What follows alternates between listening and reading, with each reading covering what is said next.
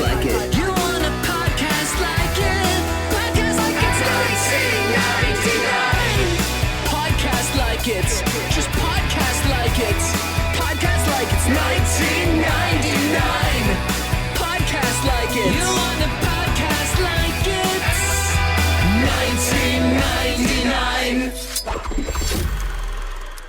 Hello and welcome to Podcast Like It's 1999, the podcast where we talk about the films of 1999 from the Savoy Theater here in 2021. I'm one of your hosts, Kenny Neibart. And I'm Phyllis Gove. And with us today to talk about the Topsy Turvy world is Karen Hahn of Slate, of A New Place. Yeah, I've changed jobs since I was on here. That's how long it's been. That's how long I've procrastinated. Yes, only changing jobs. Tough. Nothing else has changed. That's awesome. You are. This is not a joke, and this is not a slight to the other reviewers we've had. You are our finest film critic, one of the few critics who actually is willing to go against the grain, and we're so happy to have you on this podcast. I also want to tell you that I want to tell you what I got my wife for Christmas because I think you'd appreciate it. Oh, I got her a sweatshirt with Director Bong's face on it because wait, I Parasite is her. her. She wore it yesterday, but I could find it. She Parasite's her favorite movie. Good. So she's been obsessed with all things Bong since then. So I think I also think you are probably one of the biggest reasons that Director Bong Mania took hold last year. So congratulations. I really believe that to be true, though. Now, admittedly, and we talked a little bit, Karen, before we were I on mic believe about it to be true about echo chambers, but within my echo chamber, there was no question that you moved the needle for Bong. I will say I was at the Parasite after party at New York Film Festival, and a Neon exec came up to me and was like, "Are you Karen Hahn?" and then thanked me for the Bong Hive hashtag, which was insane to me. Yeah. I mean, you've met him, right? Have you interviewed him? Or? I interviewed him and I moderated a Q&A. So 2 very brief meetings. After this is like so mortifying, but after the interview I had with him, Sharon, his translator during the press tour who was there, as I was getting up to leave, she was like, "Are you Bong Hive?" And I was like, "Yeah." And then she turned right around and to Director Bong, she was like, "This is the lady who started your fan club." And he's like, "Oh, why would you do that? I'm so sorry." And then that's so cool. It's perfect. It's a perfect interaction. Yeah. Can I also say that here it is. Ooh. Can you see it? Yeah, that's a good sweatshirt. That's him in there. Yeah. It's great. What's that? And it's great. A hoodie is even better than just a normal sweatshirt. Yeah. I also think it's her top sweatshirt. It's the sweatshirt you wear as soon as it comes out of the wash. Amazing. It's perfect. I will just say though, one of the things that I don't know that people talked about as much, but the way that Neon handled the whole Oscar, like Sharon in particular, added this level of sort of she was really funny in and of herself. And it just made the whole translation thing not feel as, I don't know, onerous as it can, I guess, to some people. I don't know. She's great. Yeah. It was great. It was, and I actually just recently watched the Criterion of Parasite as well, and was just floored by it all over again. Like it's an unbelievable movie. Speaking of onerous translations, oh boy, what a seamless transition. Were you not a fan of this movie, Kenny? No. I knew it was gonna go one way or the other. He was either gonna be like super into it, or he was Phil did text me. He was like, "I don't think Kenny knows this movie is 3 hours long." History with Topsy Turvy for me is virtually nothing. Never saw it before. Remember it distinctly in 1999 being a movie that was very well reviewed. On a lot of top 10 lists at the end of the year, certainly in contention for Best Picture. I do believe Mike Leigh was nominated, right? No, for Best it just Director? got a makeup and costumes, I want to say. Oh, okay. Well, either way, it was a very highly. It was in the conversation for sure. Certainly a very very highly regarded film that year. Being a little 17-year-old hellion, I wasn't about to go see Gilbert and Sullivan show a movie at the time, but since I think my tastes have refined, and I certainly am open to a movie like this, and as listeners of the podcast know, I'm a rabid musical theater fan. Mm-hmm. So, and a rabid musical theater fan and a rabid musical film fan. So, you'd think that this would fall in my wheelhouse, but I think. Let's get into the film. I need two intelligent people to explain to me why this is good, because I can't figure it out. And the plethora of reviews and also the deep dive I did into Gilbert and Sullivan didn't help me. Well, one of us is very smart, so Karen will definitely be able to convince you of it, I think. But I just want to give a little bit of context in terms of when I saw the film. I saw it in '99. I actually saw it with past and future guest Jan Katask, who does our theme song and our artwork. Jan's father was actually in a rendition of the Mikado, I believe in the 70s or 80s, if I'm not mistaken, or maybe even earlier than that, for all I know. So Jan knew about Gilbert and Sullivan to a certain degree. I knew very little about them. And I remember seeing this film, and I remember thinking, it's very good, but I was a little bored. I'd be lying if I said that I wasn't, I was 19 and I hadn't seen a lot of Mike Leigh's movies. I think up until that point, I probably had only seen Secrets and Lies. And I was just sort of like, I just didn't totally get it. This time around, I enjoyed it much, much more. And I felt like I got a lot more out of it. But Karen, did you see this around then? What's your history with Mike Leigh? Are you a fan? I'm a huge Mike Leigh fan. I'm a Leigh head, but I didn't see Topsy Turvy when it came out, obviously. Right. Not to brag, but I was 7. And then so I've only seen it like more recently, which is when I've started paying more attention to Mike Leigh's work. And I think the thing is, Mike Leigh is known for kind of a more naturalistic style in his movies. I'm sure we'll talk about it more later, but one of his whole things is allowing his cast to improvise extensively and just capturing that.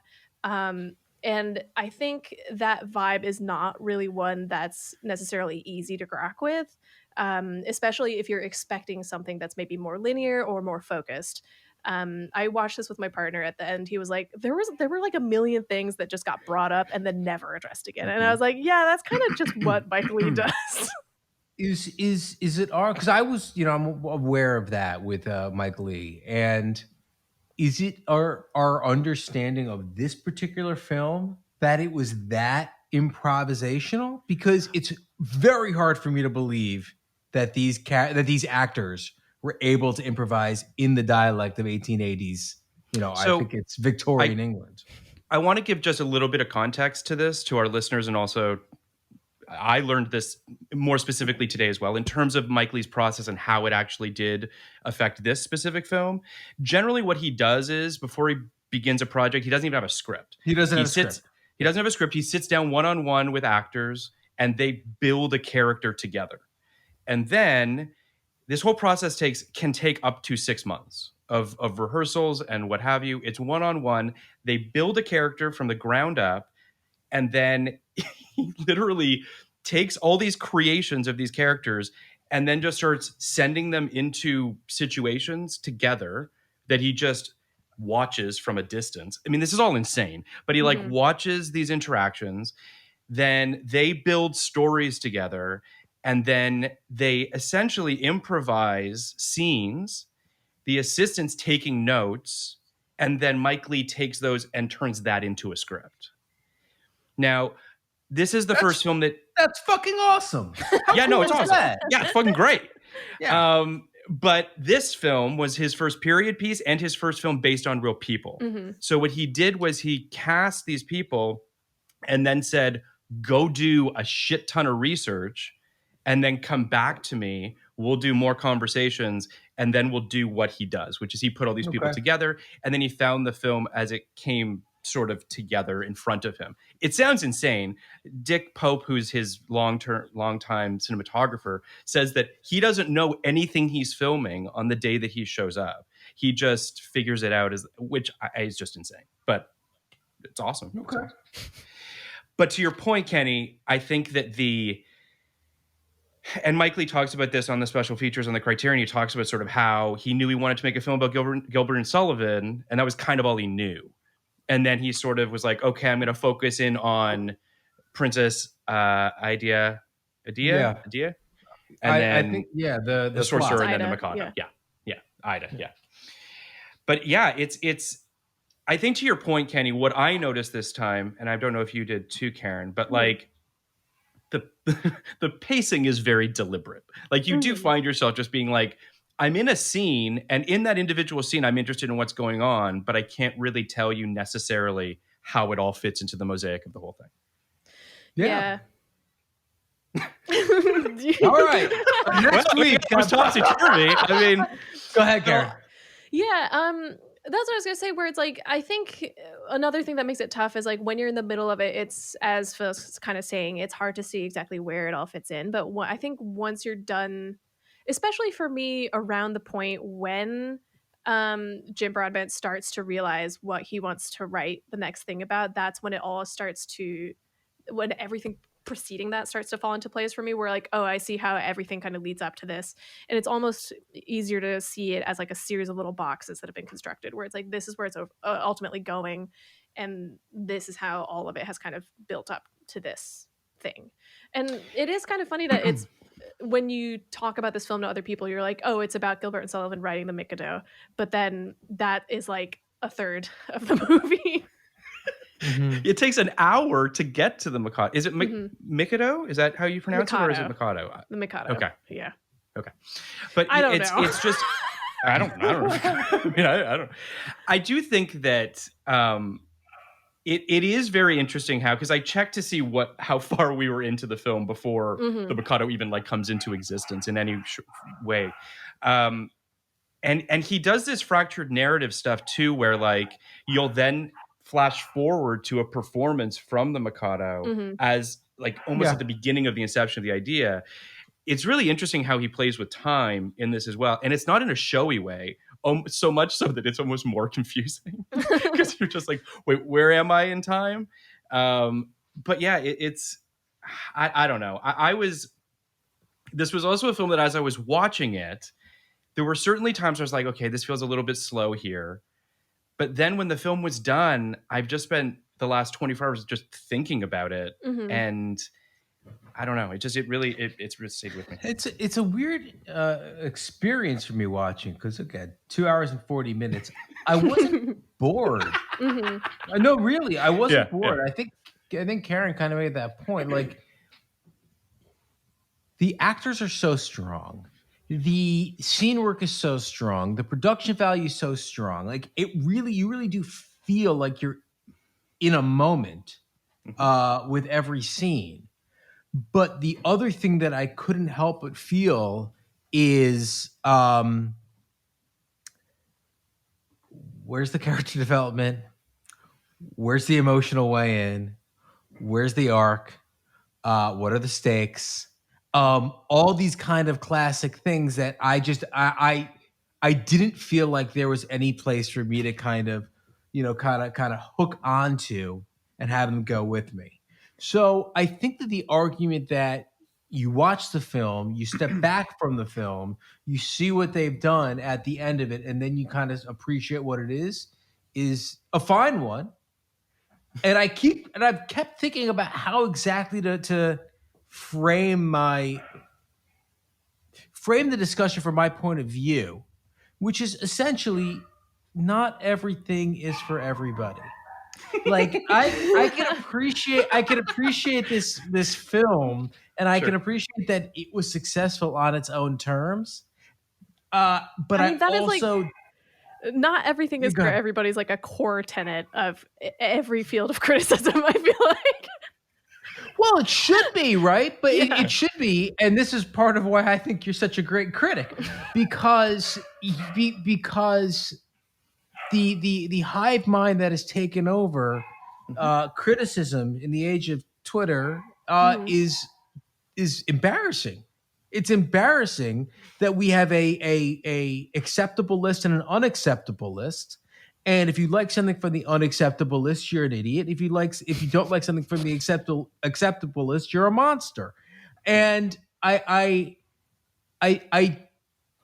not afraid of that, frankly. Like, I know, I've done it on this podcast many times where I've, gone against the grain, and I'm happy to do that. I love doing that. But this one in particular, I don't take a lot of joy in going against the grain on there. I feel like I got it, and I feel like at the end of the day, it's just not for me. I will never watch this movie again. Oh, I mean, I would argue that there are emotional arcs. It's just that they're not set up in the same way that you would find in a more traditional narrative movie, where it's like one big arc. I'm doing gestures that won't come across at all in audio format, but whatever. You got to pay for it, people. You got to pay for the video. Yeah, subscribe to the Patreon. Okay. You'll get to see what I'm doing. Where a traditional movie, if this is the beginning and end, the arc goes like this. Yeah. It's one big arc. Yeah. Whereas in this case, it has everything to do, I think, with the fact that they've done this kind of strong character work, and it's all like little arcs, like chain link, that are all kind of set up across the other. And really the biggest arc, I would say, is Gilbert's, because you see his frustrations with like Princess Ida, and then the big thing is like, is the Mikado going to be well received? And then it's almost like Pixar's Soul in a way, where it's like then when everyone loves it, he's like, okay, whatever. Like he doesn't derive that satisfaction from it. But like that in itself is such a funny moment, especially, and it's so sad when his lovely wife, played by Leslie Manville, is like obviously trying to get him to be a little more vulnerable and intimate around her, and then he like just it's so sad. Doesn't know how to react to it. And the last three scenes are gorgeous. They're unbelievable. They almost saved the movie for me, but what about when the chorus fights for Timothy Spall's solo? It's a great scene. Nothing for me, dude. That first of all, that I hated that scene. What? It's the same scene they did in Rudy. Okay, so that is Mike Leigh is a big Rudy fan, though, so that makes sense. I mean that 100% as an insult.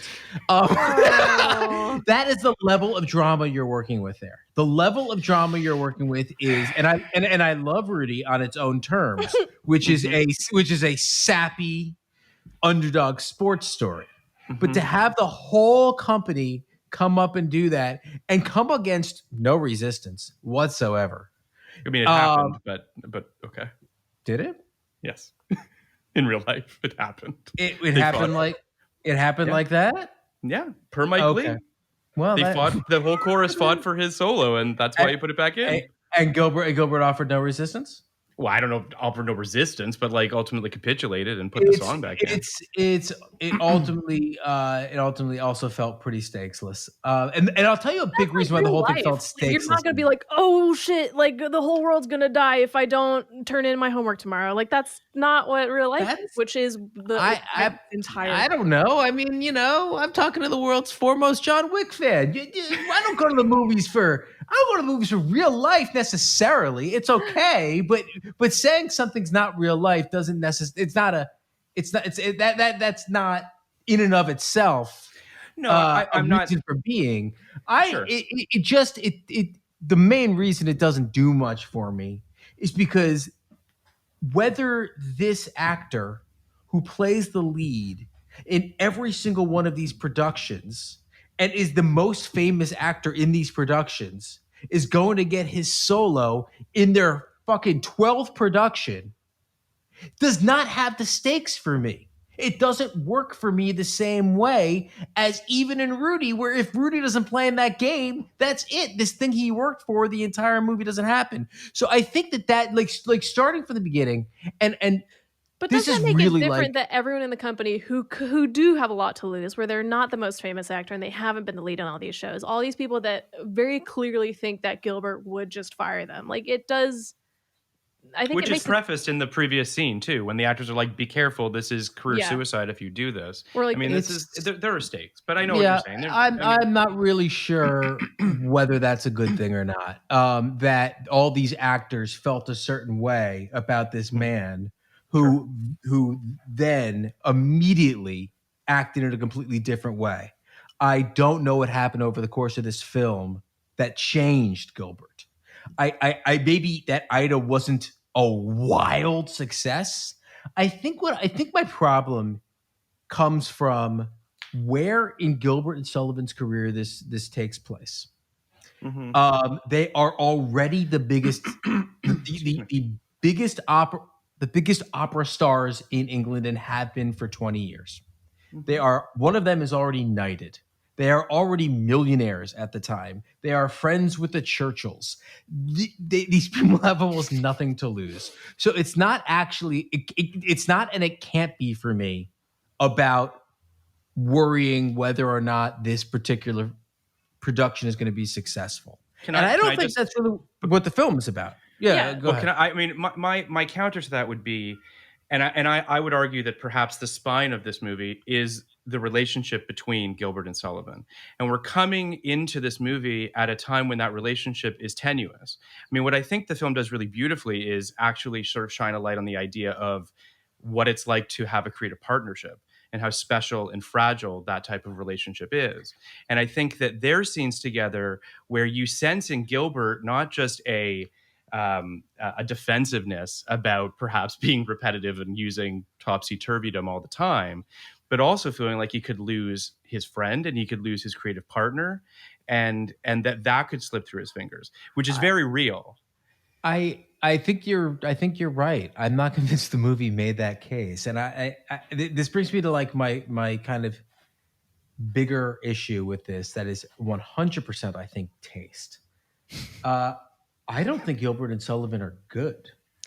I don't think that weighs in on the movie particularly. Well, I think it does. I think it does. I think it does in actually like a Studio 60 kind of way.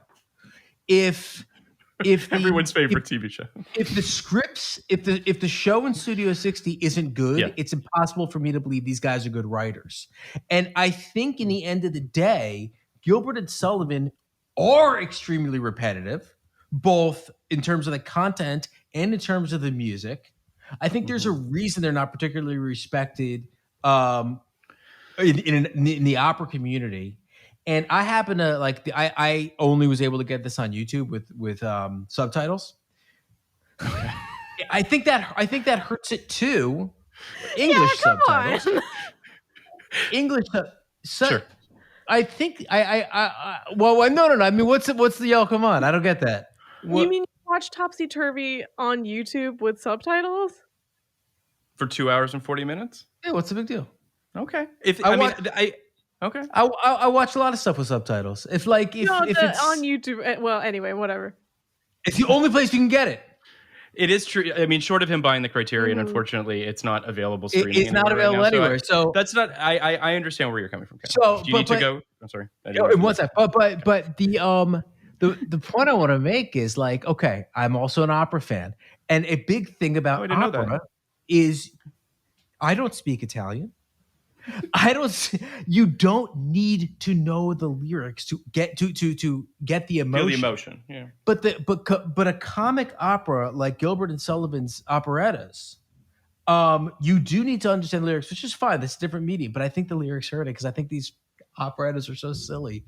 They're just like they're absurd. So all right, that's my also, piece. Is that not sort of the point of these operettas? Maybe. Like that's part of why Sullivan is frustrated because he thinks it's not an inherently serious medium. Or at the very least that Gilbert is not giving him the subject matter with which to be able to imbue it with that level of depth, which is what he's hoping to do. And then I think at the end, what you're supposed to believe is this is at the very least Sullivan's lane, or at the most the way Sullivan is best utilized as an artist. So and I do think like necessarily Mike Leigh must love Gilbert and Sullivan. And there are people who love Gilbert and Sullivan. Like that's the thing. Again, this is taste. I don't I get that. understand them. Like, I don't understand the thing. I'm not. I will Like at all? I will Like say you this. don't like any of their music, or just from the I think all of the music's the same, but I think the HMS Pinafore is good. And I think Pirates of Penzance is bad, and I think the Mikado is quite bad. But those are the three I Well, know. the Mikado. Well, I mean, we need to unpack the Yeah. Mikado in just in its own way in a bit. But I'll say this: I'm not a fan of Gilbert and Sullivan necessarily. Like I don't put on their music. I don't particularly listen to it. I know of some of their music. I don't have the same. And I don't mean this to sound harsh, but I don't have the same disdain that Kenny has perhaps towards their music as he does. But I'm also like not a fan. For me, and this is going to sound kind of weird, Gilbert and Sullivan of all is almost a side thing to me in this movie. Like, it's not really what I latch onto. Like, Mike Leigh has been sort of open about the fact that he wanted to make a film about quote unquote production, the idea of turning the camera around on what we do, quote unquote, and how, this is about I don't want to say the absurdity, but the idea of storytelling and filmmaking and the behind the scenes of it all. There's a reason why I imagine Aaron Sorkin loves this movie, because the whole fucking thing is behind the scenes of a thing. And as we know from Studio 60, he seems to be a fan of Gilbert and Sullivan. But Yes. I just think that this movie to me is more about the characters and less about the subject matter. And that's just where maybe that's why I locked into it a little bit more emotionally than Kenny did. But I think you know what I'm saying, hopefully. Yeah, I agree totally with that. And also, like, I think there are some instances in which the artist that you're trying to depict is really inextricable from what you're doing. Like Amadeus, I think, is a huge example of this, not just because the movie is named after the character, but because the fact that he's a genius is like such a big part of this.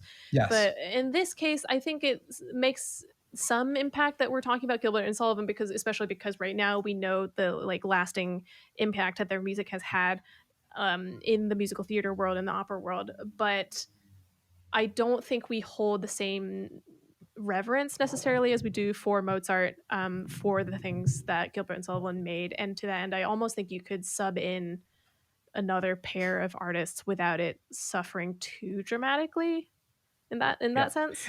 Well, what's interesting about what we were saying too is that if you take the Gilbert and Sullivan out of it, right, and in turn perhaps even take out the musical set pieces or musical what have you, it's more of a Mike Leigh movie. Ironically, the stuff that all that brings and the baggage that comes with it, I think, makes it less of a Mike Leigh film in a weird way. Yeah, it's unlike any Mike Leigh film I think that's ever been made. I think that's very clear. I don't think you can, and I don't think you guys are saying this, but I don't think you can take the Gilbert and Sullivan out of it. Gilbert and Sullivan were chosen for a reason. Sure. I think we do have to accept that Gilbert and Sullivan are, to a lot of people, a cornerstone of narrative entertainment.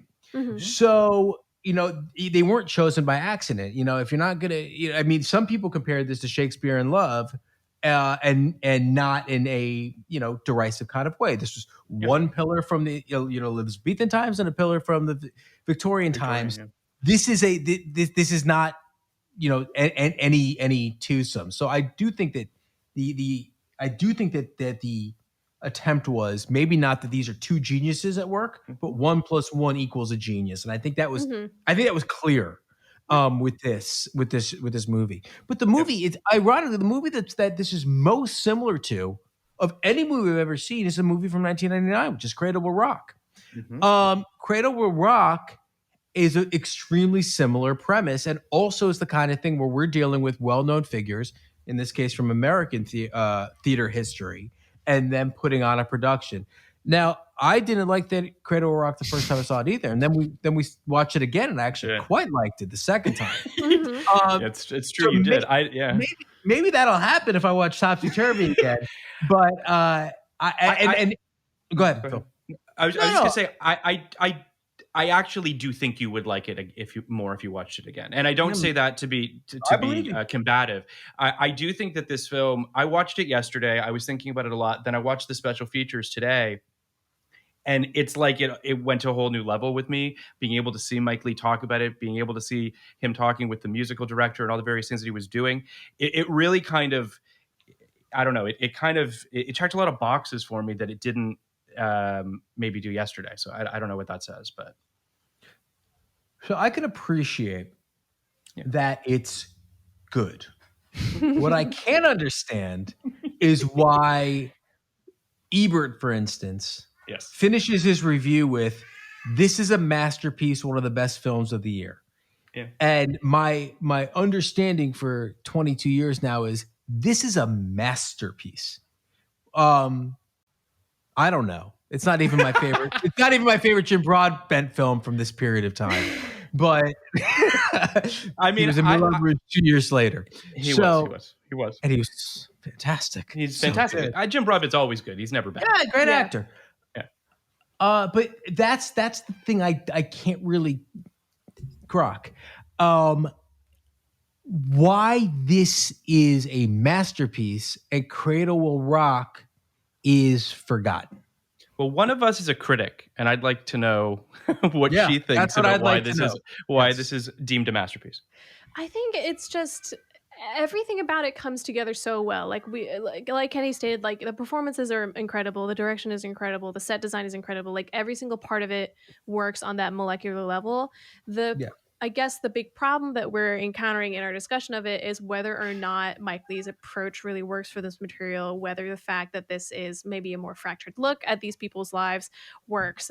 I mean, I'm obviously of the opinion that it does work, in so much as you can tell to such a degree how much work all of these people have done into making their characters seem like real people, to the point that you get so much out of the moments that you do spend with them that it doesn't really matter as much, that their plots don't necessarily resolve. Like Shirley Henderson's characters, like alcoholism and the fact that she has a child but is a single mother, that informs the way that we feel about her, the way that we view her interactions with everybody else, how much she wants to keep this job because that's what she can do and the only thing she can do as a single woman. And it doesn't, and the emotional connection is what matters more than the fact that, like, oh, what's going to happen? Is she going to find a man? Is she going to get fired? Like that's not, it's not, the ends aren't necessarily what matters, which I think is a hard thing to do in a movie without making it seem like you're not talking about anything at all. Yeah, I mean, I agree with everything you just said. I think that, there's something very sort of impressionistic about the way Mike Leigh makes movies. And I think that impressionistic or impressionism or whatever you want to call it can make his grounded character intimate movies that he does so resonant. And yet in a situation like this where perhaps it's antithetical to the musical biopicness of what perhaps people, I mean, this movie did very well creatively in terms of the critics really loved it. It got 79% from audiences. So the audiences seem to like it as well for the most part, but it is asking a lot of you. Yeah. It's asking a lot of you at a sleepover. Unless it just depends. Movie, and I picked. If you're with the Hasty Pudding Society at Harvard, you might play it. You might do it at theirs, and they do plenty of sleepovers. I think it is interesting. Sorry. I mean, I feel like in that sense, it's almost comparable to Happy Go Lucky. If either of you guys have seen that, the movie that he made with Sally Hawkins, where like I think maybe that is the distilled essence of what's going on here, in so much as ultimately nothing really happens in that movie. Like some characters experience volatile moments, but they don't necessarily become different people by the end of the movie. That has the benefit of really only having two primary characters, really. Whereas this, it feels maybe a lot more spread out because there's a million characters in it. I think it's also, it's so, like, watching this film yesterday, I was really hit with the specificity, the attention to detail. I mean, there is a lot of Gilbert in Mike Leigh, in the way that, you know what I mean? Like in the way that he approached, he's a grump. But also just in terms of how they both approach material. I mean, one of the things that I find really fascinating about when we get to the Mikado portion of the film is how adamant Gilbert is that it be culturally sensitive, and yet That's like it one of is the culturally funniest things deeply to me, insensitive. Yeah. I mean, I guess So there's this this is weird where, sort of push and pull going on there, which feels apropos. We should talk about that. Yeah. Yeah. Let's do it. Now that's not a insignificant, point you just made, and I mean, look, was Gilbert the most progressive guy of his time? Like I don't know. I don't know the answer to that. But I don't know the answer to that, but I think that on one respect, obviously it was ill-conceived. On another respect, opera has a great tradition of playing in other people's cultures. I mean great, not like it's a great thing. I mean great in terms of like a vast of it. Yes, it's huge. Vast. It's happened over and over and over again. That's not an unusual impulse for someone who composes operas to have. Literally happens all the time. So you start from there. If you're going to do that, even in 1885, the right way to do it is to consult people who are actually in that culture, which he tried to do. By kidnapping them and dragging them to the theater, essentially. But yeah, sure. Yes. It was. Hey, what are you going to do? But boy, is it cringy now. Yeah, it's the way that I feel about it. Please, Like the Mikado has at this point in time in 2021 had a very, very rocky history up to this point, where obviously no one watching it at that time was like, "Oh, I find this problematic." Like no one probably knew that word or used that word in that context. But current, like we've talked about it so much, especially as it has continued to be produced with all white casts. Or in other cases, theater companies have tried to produce it with just all Japanese cast members. And we've talked about it a lot to the point that, I don't know, I'm generally pretty ambivalent about Gilbert and Sullivan's work. And I hadn't actually really heard many of the songs from the Mikado prior to watching the movie. Like the only one that I knew was the one that's in The Producers, is like somebody comes on and does a really bad audition with it. But I feel like Mike Leigh addresses it about as well as he can, given the context of the movie and like given historical accuracy. And it is funny to see Gilbert almost like becoming the first weeb, where he's like, I love katanas. That whole scene is so good. I mean, it's something. Here's a question, and this is really just a fun question. This is an extracurricular question because I don't mean to judge the movie like this. Yeah. This movie doesn't get made today, does it? I don't think I think you could still do it. I mean, I think, well, if I guess you this were a filmmaker who had the money to do it. Like, I don't think someone would fund this if they didn't know who you were. Right. I guess, can I piggyback on your question, Kenny? Because I think there's kind of a broader question I have here a little bit, which is that, so let's just take the Three Sisters scene in particular, right? Which by the way, Mike Leigh says is one of, quote unquote, the most remarkable scenes of his career, he feels, because they were so time constrained that he couldn't do the coverage he wanted to do. So what it forced the situation to be was a lot more chaotic within the frames that he had.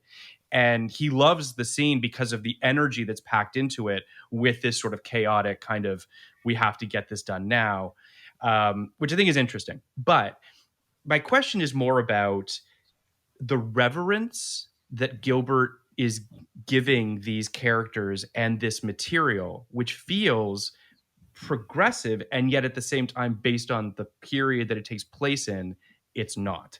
And I guess I'm just sort of wondering, like, that progressive feels like based on the period it takes place in. It's regressive based on now. Yes. At the moment, it was progressive, but like, I don't think. I mean, look, I guess what I'm trying to say is like, the reason I don't think you'd make it now is because the opera is racist. It's like that is racist for the time. Like the character names were all jokes, right? The country is not Japan. The country is Titty Poo. Like, don't forget this stuff that they made it. They made a lot of decisions to make it as silly as possible. And then on top of that, the narrative of the Mikado is like, it's like, it's like the kind of stuff that like white people would write about Native Americans. Like, it's that same level of like, it's the same level of noble savage shit. Right. Right. I think based on is that ignorance. this story is not the Mikado, but about the creative people who were making it. Like, Yeah. I think.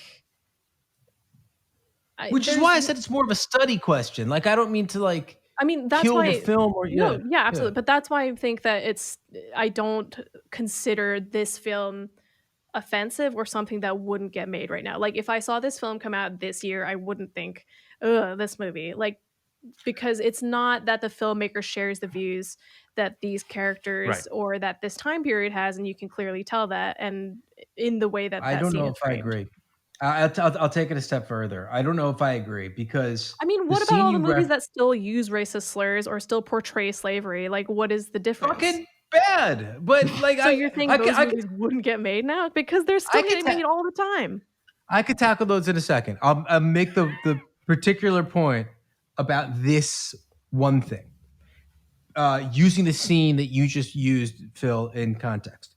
The reason that scene is quote unquote successful is because Gilbert is able to, within the context of the chaos, teach these 3 white English women to walk like Japanese women. Correct. And that was the goal of the scene, and that is what that is the successful outcome of that scene, to have them walk quote unquote like Japanese people. I don't think that they're at the best, the most generous take on it, I think, is that it was neutral towards the material. Right? I don't think so. I think it makes it clear that Gilbert is kind of an idiot about this stuff. Like, the scene where he's like brandishing the katana and thinking that he's so cool isn't intended to say like, oh, look how cool this white guy is because he has a katana. And I think the same thing goes for that scene where it's not saying, oh, look how, like, I don't think it's necessary. I don't think it's lauding him for being more progressive than the period that he's living in. And I don't think it's meant to make him seem more heroic in the audience's eyes. No, I think it's meant. I think what I'm getting is I think it's oblivious to it. I think it's oblivious to the problems with the Mikado, and that's from a 1999 point of view. That scene, if you were oblivious to the problems, I think that they would do anything in the moment to make him look like an ass. I think they did that in the beginning with the Ida stuff. I think the stuff with I think they will make those characters look like asses no matter what it was. And it just so happens that at that moment it was a katana that made him look like an ass. I'm going to give a synopsis for Topsy Turvy for our audience who might not have heard it or watched it for that matter. Just take 2 seconds and give us a little bit of context before we dive back into the Mikado. Although Karen looks like she wants to say something, so maybe Karen should speak. No, I disagree so strongly, and especially as someone of Asian descent, I don't agree. No, but I mean, I don't mean to tell you when to be offended. So please continue. I guess I don't understand, which is okay. Which is, please tell me what's up. I mean, that's if you don't mind. Yeah, of course. I mean, I think what the end result of the scene is not, oh, look how funny Gilbert is because he doesn't understand Japanese culture. It's a cringe scene. Like, he clearly doesn't, even though he's trying, he clearly doesn't really understand what he's working with. And the only people who really come out of that scene unscathed are the Japanese women that he has kind of shanghaied into coming there. Yeah. Exactly. Mm-hmm. I was going to say employed, but I was like, that's not the right word for that. Yeah, I mean, I think that I think that one of the reasons that Mike Leigh likes that scene is because of all the stuff that's all the currents that's going through it. I think that he likes the messiness of it, the chaotic component of it. But to your point, Karen, I think that he also, I would argue, perhaps likes the fact that the Japanese people are the people that come out of that scene unscathed. Okay, I think what I'm getting at is it's a more global point. And the reason why I said I don't think this would be made today, I think this narrative depends on the Mikado being a success, which it was. I think the point of this movie is that these people and this company were able to come together to build something successful, and I would also say beautiful. Right? I think that's very clear from the way this is framed. Also, something beautiful and transcendent and long lasting. I think 22 years later, in a world where the Mikado isn't even performed anymore, except with an all Japanese cast, you wouldn't make a film that presented this as something that was a success. And again, I'm not trying in any way to say this is on the level of like Birth of a Nation or something that's like over the top awful like that. But like that was a success. That movie was on the AFI Top 100 in 1998. Like that movie was a massive commercial success. And you just would never make a movie in a million years about D.H. Lawrence or D.W. Lawrence. D.W. Griffith? D.W. Griffith. You would never make a movie about D.W. Griffith's success making Birth of a Nation. You wouldn't, you shouldn't, you can't. It's wrong.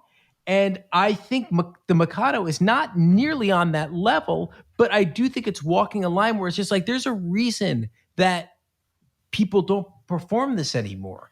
It's distasteful at this point, I think.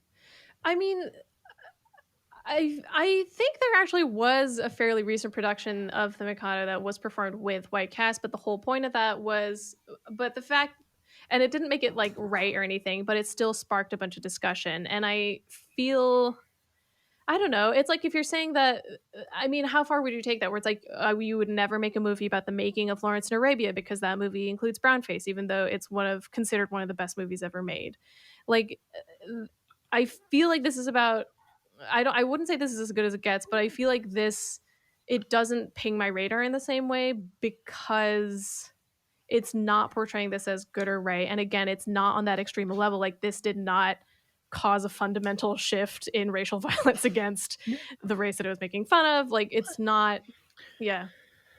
There is an argument. I think what you're saying with the recent performance of the Mikado is that they kind of undercut I assume, right, that they were playing against they were playing against the types that were established by white actors in 1880 or something to that effect. Like this, it was. Yeah. But there is a way to make a movie about the making of Lawrence of Arabia. There's a way to make a movie about the making of Birth of a Nation, and there's a way to make a movie about the making of the Mikado. There's certainly ways to do any of this stuff. You can make a movie about anything. I'm not trying to say you can't make a movie about anything, but I don't think you could be. I think they were neutral. I guess that's what I'm saying, and I think neutrality in this case, is equal to obliviousness. And I think that in and of itself is a little damning because yes, it didn't lead to racial violence, but like, frankly, like it probably wasn't a great thing for the Japanese community in England at the time to have a movie, to have a play where the characters are from Titipu and they were called Poo Poo and Kaka and they were, marrying their sisters and all these things that were kind of, horrible that were here that were played for laughs. So just like it's not a great thing to have Mickey Rooney playing, Yellowface in Breakfast at Tiffany's. This isn't like, it's not the end. It's not Birth of a Nation, but these are things that like did not progress our culture. I agree that they don't progress our culture, and I agree that they need to be called out for racism because it doesn't matter like to what degree something is racist. If it is racist, that's kind of the end of the argument. But I also think it's valuable to talk about that. Like it's not like any kind of flaw in our history. It's something you have to discuss if you're discussing that point in history. And I think almost implicitly it does get into it. Like the way that Gilbert is introduced to Japanese culture is by going to a museum where they have Japanese people who don't necessarily seem to be like, I don't know. It feels very sideshowy the way that they are being like performing in the museum. Like maybe he just did that for historical accuracy, but for me, within the context of that scene with the way that I feel the Three Sisters scene plays out and how he portrays Gilbert's fascination with Japanese culture, it all seems it's not maybe as damning a portrait of colonialism as we would want it to be, but it isn't not acknowledging the fact that this is a problematic work and has problematic origins.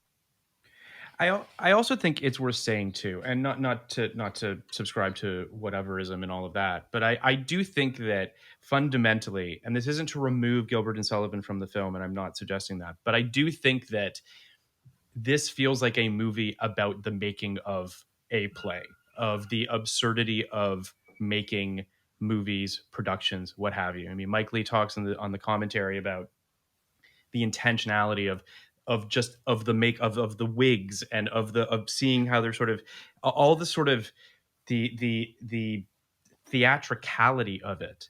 And I think that that's also playing into just the fact that he wants to talk about that. He wants to talk about making things and pointing cameras at people or putting people on stages and what that means and why we do that for the artists and for the audience. And that's not to take away what you're saying, Kenny, because I agree with you. I think that there were definitely some moments in this where I watched it and it was cringeworthy. But I think that he wants us cringing, and I think he's saying something with those cringes. And I want to make something clear. I'm not saying like this shouldn't be, right? It's like it's not that like I don't think it's not that, I wasn't even really sitting there and cringing. My question isn't my point isn't so much Mike Leigh shouldn't have made this in 1999. It's that attitudes have changed. And I think that this is a relic of both of the times, the time it's set and the time it was made. And I think it has to be evaluated on those two terms. Which is to say, yeah, I think this does have some problem. I don't think just the Mikado. I think Topsy Turvy has some problematic features here that I don't necessarily think should come into discussion on the merits of the film, good or bad, because I think we do often get into this situation with movies from '99 where we're like problematic, bad, therefore you never watch this movie again, therefore throw it away in the dumpster fire and burn it to hell. That's not what I'm saying in any way. I'm just saying, like, from 2021, I do think that there were some decisions made that were oblivious to certain social dynamics that you would not ignore today, and made me a little like kind of, it gave me pause before I certainly full-throatedly endorsed the movie. That's all. I'm going to give a synopsis. Does that make sense? Is that too much? I mean, listen. I hear you. I guarantee that Karen does as well. We might not agree, but I think that I understand where you're coming from, and I think that you're also. I mean, and again, there's a part of me too that's like, I think if you connected with the movie more, you might not have the same issues with it. I don't know that that's true, and I'm sure but I think that the character work and the connection to the world and the connection to everything that sort of Mike Leigh was trying to do, had that resonated with you, I think perhaps you would have locked into this specific stuff in a different way. I hear you. I think that there's a certain generosity that I have not afforded this movie. But I don't think, at least for me, I don't think in this particular case that, I don't think that I'm wrong based on my experience with the film, my subjective experience. Okay. I'm just going to give a very brief synopsis and a little bit of context. Witty and entertaining dramatization of the story of the famous partnership between lyricist William Gilbert and composer Arthur Sullivan with a wealth of authentic Victorian detail. This accounts the lives of the musical duo concentrates on the good-natured antagonism between the two creative geniuses, focusing on the turning point on their road to fame and riches, the production of The Mikado, written and directed by Mike Leigh, who did Naked, Secrets and Lies, Happy Go Lucky, along with many other great films. Topsy Turvy opened on December 17th, 1999 against Stuart Little, Bicentennial Man, and Anna and the King. It would go on to make $6.2 million in North America on a $20 million budget. It's got 89% on Rotten Tomatoes from critics, 79% from audiences. Roger Ebert gave the film 4 stars, saying Mike Leigh's Topsy Turvy is a work of a man helplessly in love with the theater. In a gloriously entertaining period piece, he tells the story of the genesis, preparation, and presentation of a comic opera, Gilbert and Sullivan's The Mikado, celebrating all the dreaming and hard work, personality, conflict, and team spirit, inspiration, and mundane detail of every theatrical presentation, however inspired or inept. Every production is completely different, and they are all exactly like this. Not everyone is familiar with Gilbert and Sullivan. Do they need to be to enjoy Topsy Turvy? No more, I would suspect, than one needs to know all about Shakespeare to enjoy Shakespeare in Love. Although with both films, the more you know, the more you enjoy. The two films have been compared because both are British, both are about theatrical geniuses, both deal with theatrical lore. The difference is that Shakespeare in Love centers on a love story. Topsy Turvy is about the love of theater. Romantic love ages and matures. Love of the theater, it reminds us, is somehow always adolescent, heedless, passionate, guilty. It is one of the year's best films. I think that there's a lot of things that were sort of bouncing around in my head as I was watching the film. The performances obviously are one of the things that jumps out at me, but I also really love that the impetus of the film is about Arthur Sullivan and his desire to change, and his producers just wanting him to keep playing the hits, which I think resonated with me in the world that we live in right now to a certain degree. It feels as though, with franchises and the like, it's not a surprise that it's working. Why do you want to break it? We're making money. We're doing well. Don't fuck with it. If it ain't broke, don't fix it. But I also feel like it was kind of Mike Leigh cashing in his Secrets and Lies blank check. This feels like the biggest budget he's ever had, really. I mean, this was like, it makes me wonder if he always kind of had some sort of first of all, it should be said that Mike Leigh started in theater and then ultimately started and matriculated his way towards filmmaking. So there does seem to be this, I want to make my theater movie someday. I don't know what that necessarily was, and maybe he didn't either, but this felt like I can get $20 million now, and I might never be able to get $20 million again. So I'm going all in. Did any of that occur to you, Karen, as you were watching it? Yeah, definitely. I mean, like, even looking at, I guess more recently, he's had more success with making bigger movies. Like, he just did Peterloo, which was another period piece, and Mr. Turner. But those are anomalies in his work, which normally aren't necessarily as low budget as you can get. That would be misleading, but are pretty spare in terms of what they look like and in terms of what he has to work with in terms of set and design. This is so opulent in every single sense of the word. Like, every set is insane. It's crazy that they like put on the entire Gilbert and Sullivan show and also made a movie. Like, that's two different things that you have to create sets for and design for. So there's a lot more to look at, I guess, in this than a lot of the rest of his movies. He also, there's a bunch of stuff I learned that I had no idea. So the entire cast sang all their own parts, so they all could sing all of this. They sound great. All of the orchestra played all their own instruments, which is also amazing. Nice. But then there was a shot where one of the people in the orchestra's watch was seen, which was a modern watch, and they digitally erased it. Like, which is not cheap, as we all can attest. So there was a very sort of like Mike Leigh being very specific about what he wanted. The other thing I love is that Andy Serkis learned to play the violin for the movie for a scene that didn't make the final cut of the movie, which I think is just perfect. Also, like, one of the more chaotic Andy Serkis performances. Which says something. Yeah. He is. So I guess the guy he's based on was an unorthodox dancer, I think was the way that he was described at the time. Yeah. But Andy Serkis turns him into Gollum, essentially. Like, he's doing all this insane gesturing, which I mean, obviously I adore Andy Serkis. His hair looks just insane. Like, he's tremendous in it. But like, you also have like Leslie Manville, Timothy Spall, Kevin McKidd, Shirley Henderson, who was also in Trainspotting with Kevin McKidd. They were a couple in Trainspotting, which I think is also weird and great.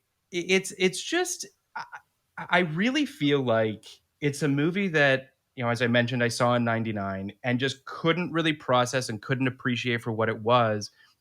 And even watching it yesterday, took 24 hours of processing. It's an embarrassment of riches, it feels like to me. And it's really sort of giving you a lot, and it can be overwhelming, I guess, is sort of what I'm getting at. I don't know that I knew how to process this film. When Karen and I were talking shortly before Kenny jumped on, we talked about Mike Leigh's filmmaking process, but we also talked about Wong Kar-wai, who has a somewhat similar filmmaking process. And by that meaning that he doesn't have a script when he starts making his movies. And there's an impressionistic kind of dreamlike, they're vibes. You're just sort of enjoying them for the way they feel. And Mike Leigh makes films similarly, except for him, he just wants you to spend time with people that he loves and cares about, and he hopes that you will too. I don't think that's always true, but whatever. Yeah, that's fair. That's fair. I think that Mike Leigh's process necessarily is a bit of a crapshoot. And I don't necessarily mean it's a bit of a crapshoot. You're going to get a good movie, you're going to get a bad movie. Sure. It's a bit of a crapshoot in terms of what you're going to get narratively and where these actors are going to take it. Sure. So I don't, Happy Go Lucky and Secrets and Lies and Naked, I don't feel kind of hung on the surface quite the way this does. I do feel this kind of hangs on the surface. I think a lot of that has to do with the breadth of characters in this, and the attempt to kind of show this whole company, which I think is, I guess what really kind of keeps coming back to is everything you're saying is true. And yes, it certainly does feel like a group of people, ragtag or not, coming together to create something in a way that reminds me of productions I've been in, but it reminds me of the more boring productions I've been in, the ones that didn't have a lot of drama behind the scenes, the ones where everything seemed to go right, and the ones where the director was a very steady hand, which he is, a remarkably steady hand, who has complete control of his cast, to the point where that scene where they fight for Timothy Spall is very respectful the whole time. The whole thing is very respectful and measured. And I guess in the end of the day, a production that works this, I think, flawlessly is not that exciting. It's not quite as exciting as Credible Rock, which I thought was really kind of a thrilling story about people who came together. Yeah. And we're together till the end to produce something great. And I would argue produce something that had, meaning and lasting effects beyond the show. And even it reminded me of just a little bit of Sweet and Lowdown. I don't know if you felt that at all too, Phil. Of course, Sweet and Lowdown is really just about one guy and his own creative process. Right, but right. Still, this idea of pulling everything together in the moment and having everything work out. It reminded me of the scene where he came down on the moon and it fell apart. It wasn't that great. Things go wrong in the theater. And I didn't feel that sense of that live theater thing, that sense of any moment this all could go south, any sense of any moment anything goes wrong. This person doesn't hit the mark. This person doesn't light the right scene. This person sneezes in the audience. Like, theater is the rush of theater. Because when Ebert talks about at the end, theater is adolescence, that last paragraph of his review really resonated with me. How my love of theater does take me back to a very childlike or adolescent place, the wonder, the playing pretend, the doing things embarrassing with your friends and kind of locking arms and saying we're going to do this together, strength in numbers. But that high wire act when you're actually on stage, there's nothing like it. The rush, there's nothing like it. And I didn't get that feeling from this movie. I got a process movie, which again, that's okay, but it doesn't affect me the same way other movies do. I mean, I think I don't mean this in a mean way, but I do think that is a problem of perspective, where it's you want one thing out of a movie, which it isn't. And I also think, to a certain degree, if we have a scene of something going wrong on stage that's almost too dramatic for a Mike Leigh film, like that's too That's much. Where it's I'm like, not- and it's I'm not- also kind of addressing theater in a way where the problems that we learn about, where it's like there's a pay dispute, they all have, two of them have addiction problems that potentially affect their work. This is the stuff that gets into the nitty gritty of like, this is when you've put this performance on 100 times and it's not necessarily the same kind of spark that you associate with opening night or producing a fresh thing. I want to just go back to the problem perspective notion. I'm not invalidating this film. No, I'm not saying Right? that at all. Where I'm So- saying like the fact that you don't enjoy it, I think as you have said and as we've discussed, doesn't invalidate the merits of the movie. It's just an explanation as to why you personally don't find it as Right. I'm not. Yeah, I'm not invalidating this film. This film, again, exists on its own merit, and it's very clearly successful within within the context of what it was trying to do. What it was trying to do, success or a successful execution of this particular movie, is not something that I found personally enjoyable. And I'm not necessarily saying that is entirely because my experience in the theater is different from the experience of the people who did the Mikado in 1885. I am saying part of that is because my experience in the theater is different. And what I find exciting about the theater comes from a different place. That doesn't mean that this can't also be a worthwhile and valid experience. It's completely valid. It just doesn't do it for me. And that's the only Yeah, I mean, that's the only point I can kind of go on. No, and listen, I'm not just to be abundantly clear, and I don't want to speak for Karen, just speaking for myself. I'm not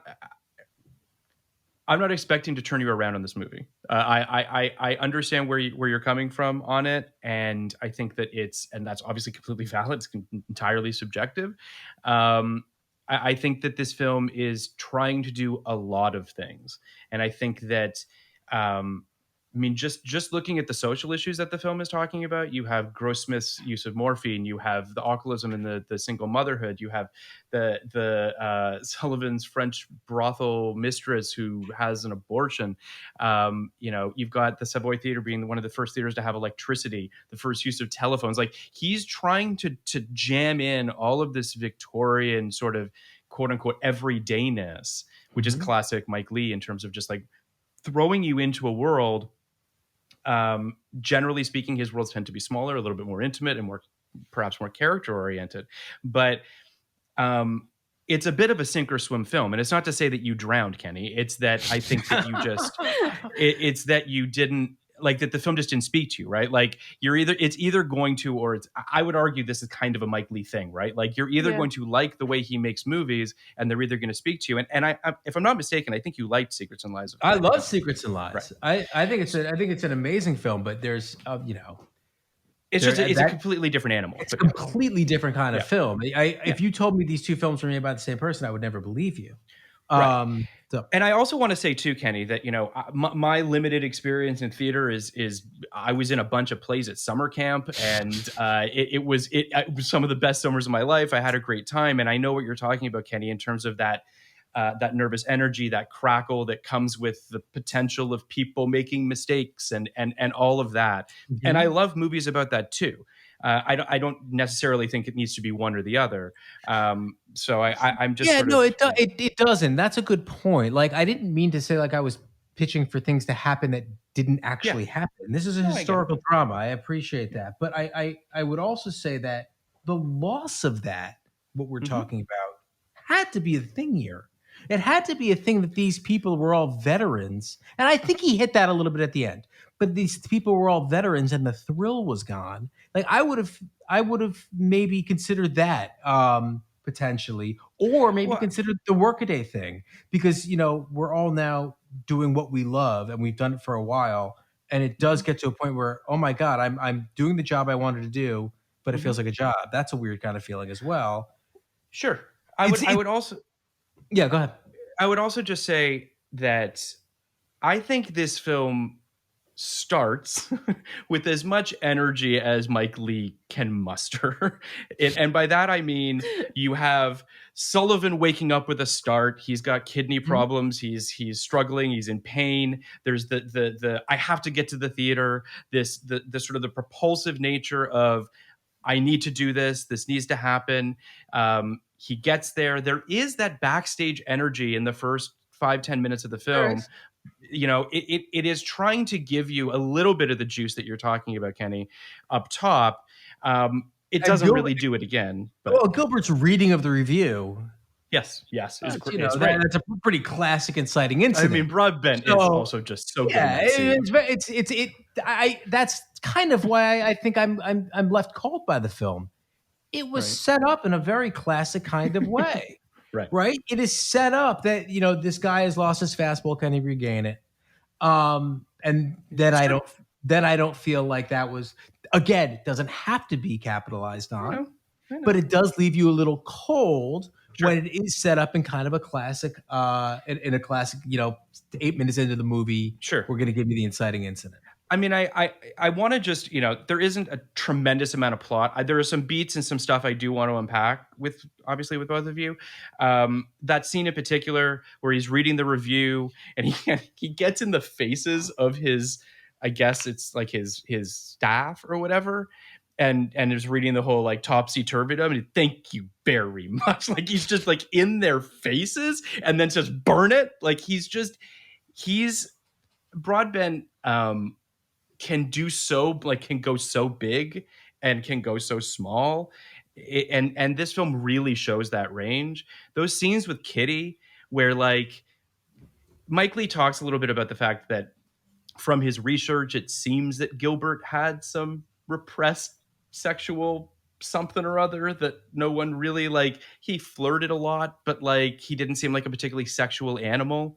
And like every scene they have is Kitty being like, I'm not tired. You can stay here. And he's just like, oh, I can't. And then he's got this like weird relationship with his parents. His father's a lunatic. His mother's, who you never see, sounds like an absolute lunatic.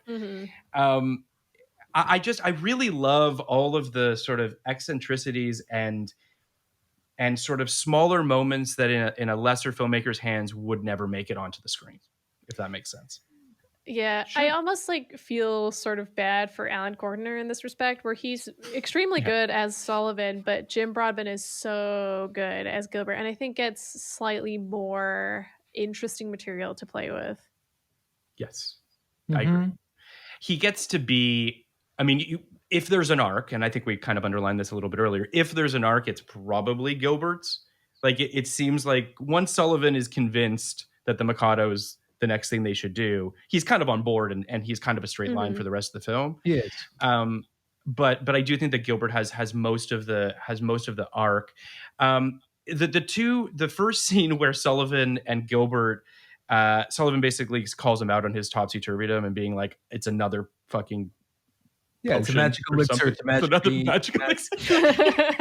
He's like, this time it's an elixir, and just like moves on, which is really funny.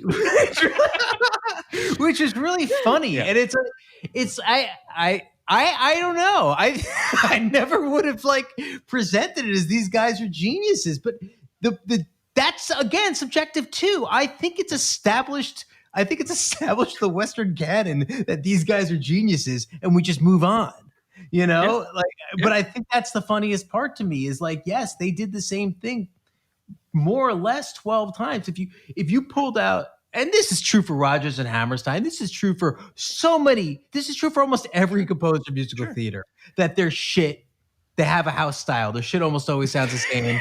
Let's say actively are the kind of person who tries to not make it sound the same. And then I don't even know what to do with them. But even more so, like with Gilbert and Sullivan, the staccato key thing they do over and over again, and the fitting as many syllables into a stance as possible is not my idea of mellifluous, but that's just me. You know, it's funny that you bring that up because in one of the interviews on the Criterion, Mike Leigh is talking with his music director, who talks about how Gilbert would write the words in a very kind of, as you said, staccato, very specific way. First, which is interesting, right? But, yeah. And then Sullivan would take some of those and go in the opposite direction with them and turn them into ballads or turn them into these like lovely, much more sort of melodious things, which again goes to show sort of how a great partnership can find those sort of that Venn diagram of that overlap, which I think they do really, really well. And that scene with the producers where they're both being like, are you really sure? Like, you're sure that like you can't ever do another thing again? And the sort of the back and forth there. There's even just this wonderful, I thought, a great moment when I think Gilbert goes to the bathroom and comes back and they get stuck in the doorway at one point and he says, Gilbert Sullivan. There's just something very and I guess this is another thing that I'm just kind of like, okay, sure, whatever. But opera in any other language, the librettist is second. The librettist is second to the composer. The lyrics are almost always bad. That's a big point. Yeah. The lyrics are better. The lyrics are better unheard, right? And that's why watching it on YouTube with the lyrics under it, I'm like, this isn't. you're not supposed to. You're not supposed to even know what's going on. You're just not, because you're supposed to be taken away. Now, obviously, there are people who really do think this music is fantastic. That's a true fact. There are people that, and I would also, you mentioned, some great also musical theater pairings. And I think most of them would point to Gilbert and Sullivan for being influential in one way or another towards sort of how they got to where they're going, whether or not they love their work or not. And the evolution in the evolution of musical theater from opera to what we have today, they're a necessary step. Like it doesn't 100%. exist without them. You can't go from the operas of the 1800s to Rodgers and Hammerstein without Gilbert and Sullivan. I accept that and I appreciate that. But I do think I kept trying to think of a comparison for me. And it reminds me a little bit of of the crooners of the 50s, not named Frank Sinatra or Tony Bennett, who were the biggest people at the time, who were pop music, who we don't even acknowledge today, the Perry Comos of the world. That's the level of genius I think they have. I think they're the Perry Como of theater. I mean, isn't there something to be said for like? I appreciate they were successful, but I think the most popular stuff. They scratched an itch at that particular time. Sure. Yeah, absolutely. And to this day, I don't know, but the Brits are different. I think there's also, I really love. The Brits are different. The Brits are different. When we do Anglophilic stuff on this podcast, which happens a lot. Periodically. I don't know if you know, but the Brits make a lot of movies. Particularly about themselves. I almost always come back to this. They're the Brits. Like, they're just... I mean, I think that I don't know, between watching Ted Lasso and I Will Destroy You, which is like what I've been watching recently. That's a real whiplash between those two things. Well, yeah, the two different versions of England, but actually two really interesting versions of what England is, and the breadth of what England is, and just two ways in which that country, two different groups of people, so different from what we have here. So, well, I mean, we're gonna just wait till we cover Lock, Stock, and Two Smoking Barrels. We'll get to see the other side of right? The other. Maybe if Karen wants to come back for it. Yeah, I do think that there is one of the scenes that I really loved was the scene with Sullivan and the orchestra, where it's jumping around in time and he's teaching them the different things, and you're seeing them play it at different points in time. I get a kick out of. I just love visual storytelling when like you can tell me a story without actually needing me to hear dialogue. I don't know. I just really love the one-to-one of it. And I think that Mike Leigh does it really beautifully in that scene. I thought that the reveal of Grossmith's drug addiction was like all of those sort of like, there's a bunch of kind of gut punches at the end of the film where basically Mike Leigh just kind of holds back on a bunch of things and like really kind of hits you with about like 5 of them. You've got the alcoholism, you've got the drug addiction, and then you have what I think might be the best scene in the movie, which is the scene with Gilbert and Kitty. And Gilbert sits on the edge of her bed and says, "There's something inherently disappointing about success." Yeah, which fucking really hits home. There's something about that. Sorry? Tell me about that. I think that I What's a think podcast? that I can only speak for my experience. You don't get to say that really hits home on this podcast without telling us why. No. I think that I can only speak for myself, but I think that it just never plays out the way you think it's going to. And obviously, success is entirely subjective. But there's just everyone loves a yes, right? So, like when you sell a thing or when you work really hard towards a pitch and then you sit down and they're like, yes, we want this. Like when that happens in the room and you have an executive say like, yes, we want this like right now, that is an incredibly validating thing. And you leave it and you're like walking on air, and then that can't last forever. Like inherently you have to come back to earth. And there is something inherently disappointing about having to come back down to earth on things. And I think that Gilbert's talking about it in different ways, but one of the most, sorry, go ahead. I want to go on that. That was my favorite part of the movie, and it was a very specific emotion I have never heard expressed the way it was expressed. Not, yes, that success is alienating, or there's something about success that's never what you want, but it was that he couldn't even talk to people after who had seen it and discuss it with them. Now, I will define success as you did the thing you wanted to do in a way that you felt was successful, a way that you felt like you accomplished what you wanted to do. So I was in a band. I've been in like a lot of bands, but I was in a band in college, and we would play parties and we would play bars and we would play whatever. And I never drank during the performances, and I was an alcoholic, but I never drank during the performances. And as soon as we were done, I went home. I never hung out after. I never wanted to see anybody's face who had just seen me perform, knowing full well that like I had done well enough where like they would ask me back and we made money and like we were a real band. But I never really heard anyone else kind of express that, because so many artists, particularly commercial artists, which Gilbert Sullivan was, which I would say we were at the time, we were doing it to get paid. We weren't doing it for the love of it. We were doing it for the love of it, but whatever. Love the adoration. Love to sit around and have people tell you how great you are. But I could never do it. It made me fucking beyond belief uncomfortable. So you do have to start to think about what exactly the spoils are for you. You know? For sure. I mean, I think for me at least, Phil, the spoils are not failing.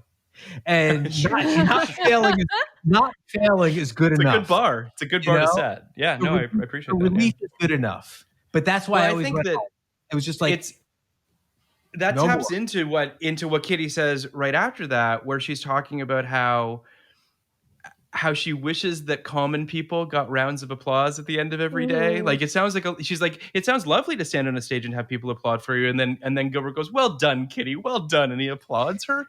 Too bad she didn't live during the pandemic in New York. Well, that's true. But I do think that there's something very then Kitty goes on to describe her idea for a play, which just breaks my heart, because the subtext of that play is just how longing she is for her husband's love and affection. I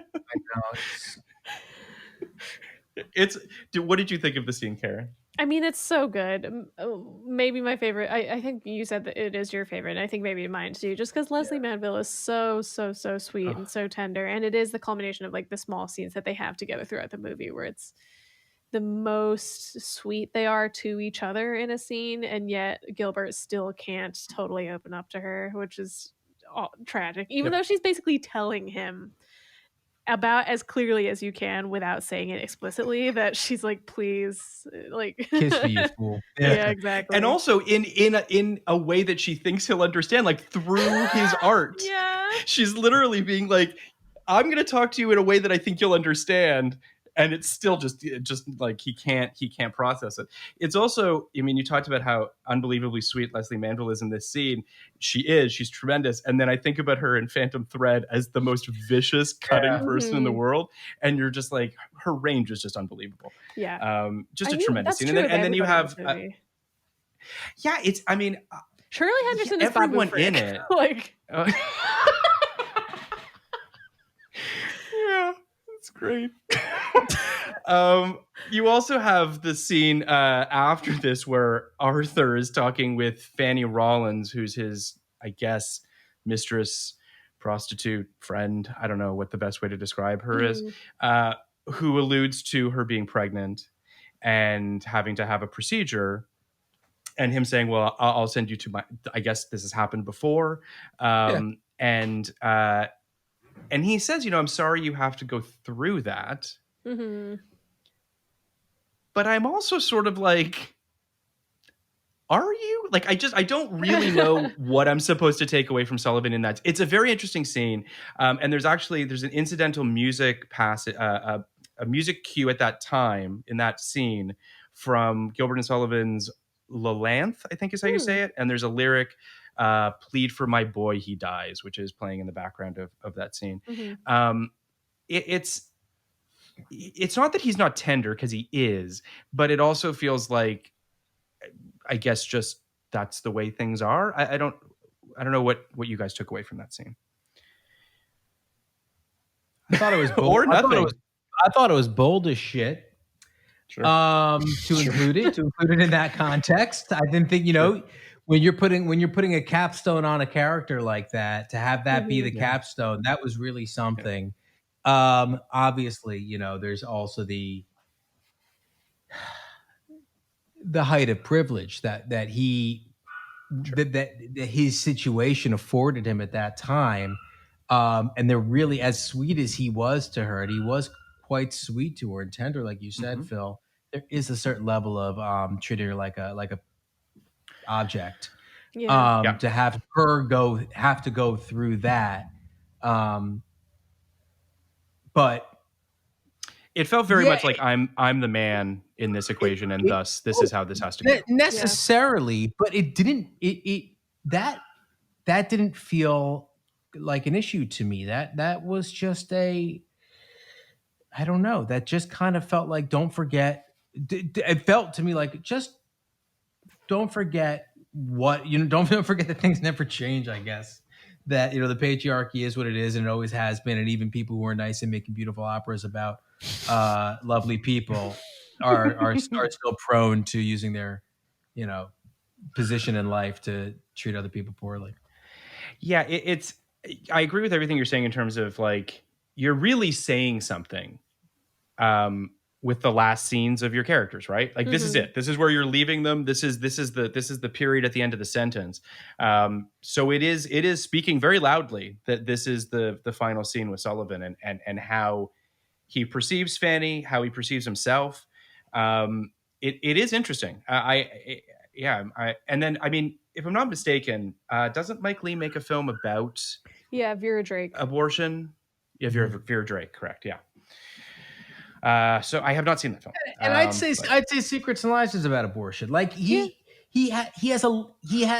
obviously rattles around in his head a lot. Clearly, So.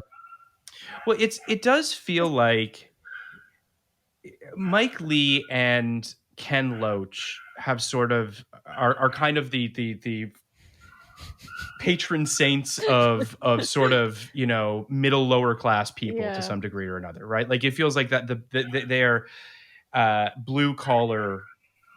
Their films tend to be about blue collar people, and I think that the healthcare system tends to let down those people the most. Yeah. And I wonder if that's something that weighs heavy on Mike Leigh. It certainly feels that way subtextually in his films. I think it's sort of almost maybe sort of inevitable that he would make a movie like Vera Drake, just because, again, as you've mentioned here, like, it is an inescapable part of class politics, where if you have money like Gilbert or like Sullivan does, it's easy to take care of a problem like this. Whereas if you don't have those kinds of resources or reputation, it's something that could potentially ruin your life, which is kind of the bottom line of Vera Drake, where this woman is doing these back alley abortions to try to help less privileged women.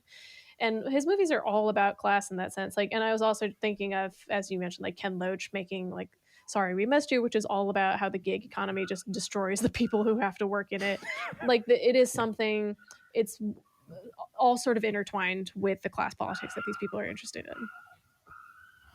There is kind of, I mean, this film isn't, I mean, I guess it's about class in the sense that this film is primarily taking place in the higher echelon of class in this time.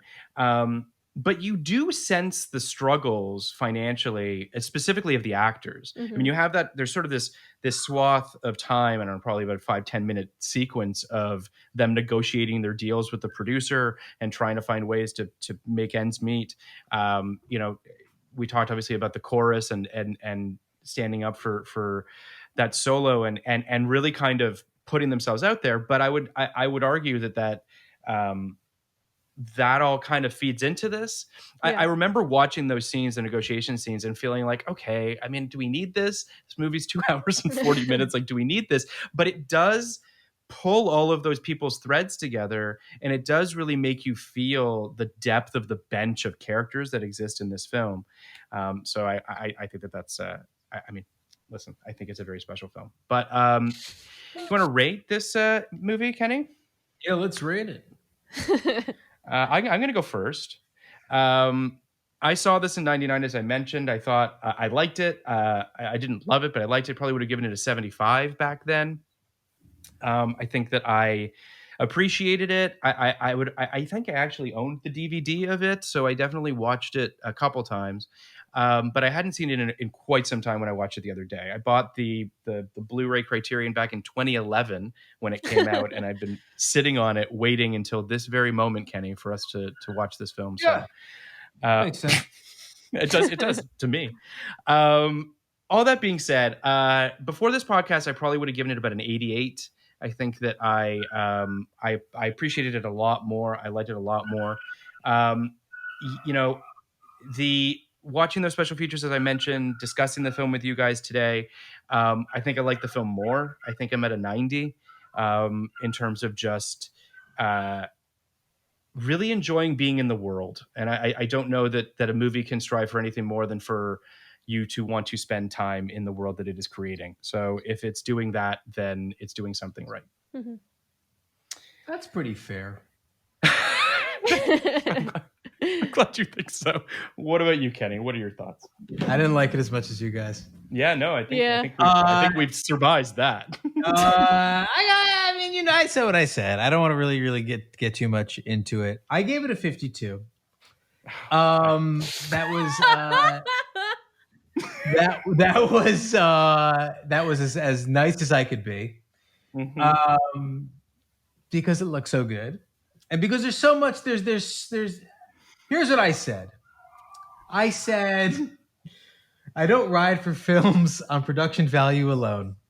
And that's kind of how I felt. It's great to look at. The performances are great. There's so many great elements. It didn't come together to make a great film experience for me.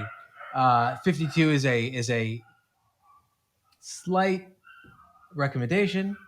I'm going to keep it right there. 52. Go ahead, Karen. Karen? I don't give it. I feel like I overrated Fantasia. Did I give Fantasia like a 99 last time? I don't. Yeah, I think you give it a very high rating. You gave it a 99. But I think I gave Julian Donkey Boy a 99. So you never know. No, I did not give it a 99. But it's still in my top 10 for the year. Okay. Oh, wow. Okay. I'm going to pretend I don't remember what I gave Fantasia 2000 and say that Topsy Turvy, I would give it a 95 or so. I love this movie. I think it's great. All right. I'm curious, like Karen. Yes, sir, go ahead. This is the first This is the podcast. The only other time I felt like this on a podcast that we did, and Karen, I wonder if you have thoughts on this film, was when we did Existence, which Phil and our other guest, who was our guest for that? Barry Hertz from the Globe and Mail. Yeah. Barry Hertz from the Globe and Mail. Absolutely loved that film, and I did not get it whatsoever. Did not like it, and felt and very much felt like I was on. I felt like I was on the outside of a bubble of people who understood the movie the way I could never. Do you have feelings about the movie Existence, Karen? I haven't seen it. I only know it through reputation. Oh, Karen, I think that's a Karen movie. I'm very curious about what Karen would think of Existence. I mean, I say that lovingly. Yeah, I just think that I mean, it's Cronenberg, so it's divisive, but like, I'd be very curious to hear your thoughts on Existence. Yes. Okay. And in America, it's divisive. I would also I would also be curious because you play video games, right, Karen? I do, yeah. I'm looking. Okay, I so pulled up the Wikipedia summary as soon as you guys started. You mentioned it, and it says it follows a game designer who finds herself targeted by assassins while in a virtual reality game. but like Cronenberg's version of that. Sure. So- I think I know I gave that a 50. That was very it was I decided to give that a 50. I think that's You where did. it lived because it kind of hit me right there. But I think I actually like it more now Yeah? looking back at it. And I think I might feel the same way about Topsy Turvy in a year and a half. There are visuals from Existence. There are moments from Existence I've never seen before, I've never seen since, and have never left my brain. It does some shit. It does some shit that you haven't seen before and you won't see again. So it does some shit you can't unsee. That's right. A lot of body ports. If you're into body ports, that movie is for you. Okay. I love this podcast. It goes without saying, but I love that we just connected Topsy Turvy to Existence through Kenny, and that is a glorious thing. that's how I roll. But speaking of video games and virtual reality, Karen, I don't know if you've seen the film that we are covering next week, but have you seen a film called The 13th Floor by any chance? No. Do you know this film? No. You should look it up. It's Greg Bierko, I think is how you say his name. Even the first Greg result Bierko. of the 13th floor. You got to it's the word 13th, not 13 the number. It's Gretchen Mol, Vincent D'Onofrio. It's a virtual reality thriller that Greg Bierko is a guy that people thought might have happened for a moment. might be a guy. Yeah. I mean, I think that if almost anyone else was cast in the lead of this film, the movie would have made exceedingly more money than it did. But we're going to be covering that next week with Jessica Ellis is coming on to talk about 13th Floor with us. But Karen, I can't thank you enough for being here. Thank you so much, Karen. Thank you so much. Truly. This was, it was, Kenny and I chatted a little bit. We were texting a little bit before this episode, and to have you talk about this film, which is a film that I think a lot of people love, but needed to be unpacked in the proper way. And I really do appreciate you being the one to do that with us. So, No, thank you so much for having me. I love to talk about movies with you guys. Sorry if I got argumentative. No, please. No. I knew that it would because